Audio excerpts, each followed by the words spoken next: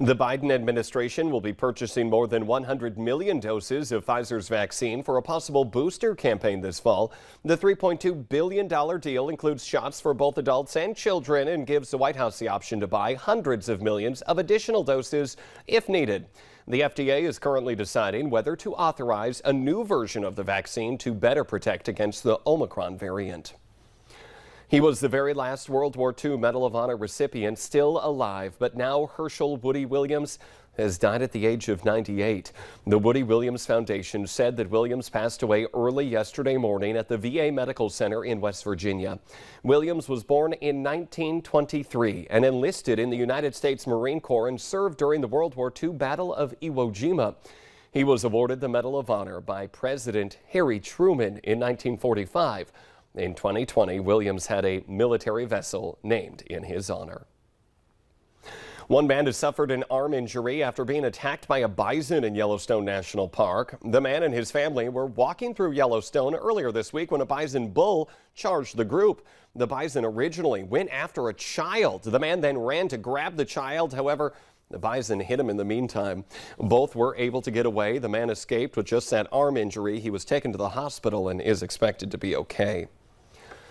You might soon be able to have a cold one while watching NDSU football at the Fargo Dome. While it's not a done deal yet, NDSU Athletic Director Matt Larson tells Valley News Live that they have engaged in conversations with the Dome about the possibility of adding alcohol sales. The next Dome Authority meeting to discuss that matter is scheduled for July 26. You could become the new owner of a Summit nightclub here in Fargo, but it will cost you a pretty penny. The Summit nightclub is now for sale. It's listed at $1.5 million. The club has undergone a change of ownership over the last year after a deadly shooting outside the business. It was then called the Africa Restaurant and Nightclub. Now the sale of this business does include a Class A liquor license.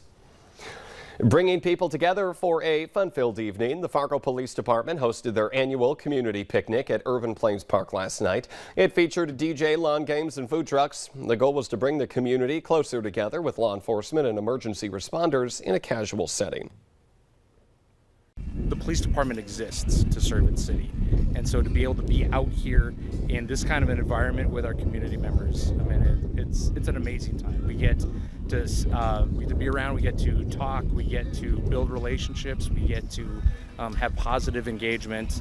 It's a really huge opportunity for the department.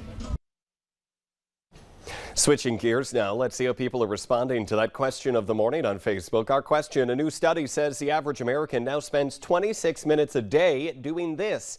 Here's some of the guesses you're giving us. George says on your phone, Wanda on Facebook, and Dave eating breakfast.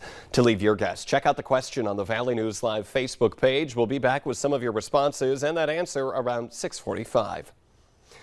We are just a few hours away from a new Supreme Court justice. The historic swearing-in is set for Ketanji Brown Jackson.